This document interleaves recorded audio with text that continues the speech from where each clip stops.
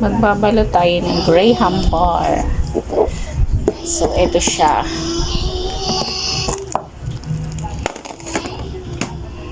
Ayan. Ito. So, para matanggal siya dyan, ganito natin. Bakit pala siya may ganyan? Para yung space sa dulo, para yung space niya, hindi niya na o-occupy. Para pampakapal din ng ating Graham. Yan ang stock ko mga ka-story.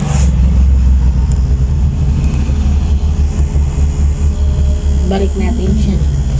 Ayusin natin. Wala nang laman. Magagawa na ulit tayo. So, balik natin. Yan.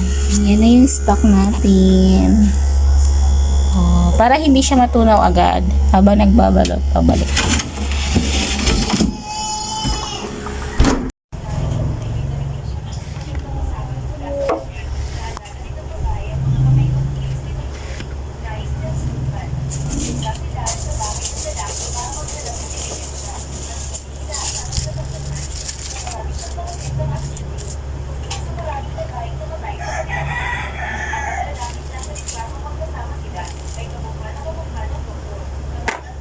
Mabilis ang laan.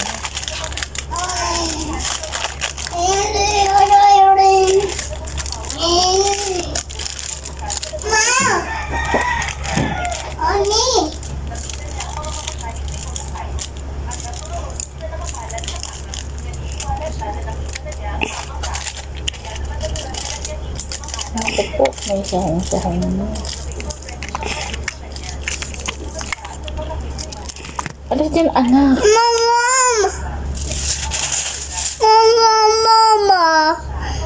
Charan, ganyan siya pag nabalot. Benta nito 10 peso. Tapos ganito yung pinababalot. Tsaka lalagyan natin ng sticker. Ano bang flavor nito? Cookies and cream. Pero ko ba mga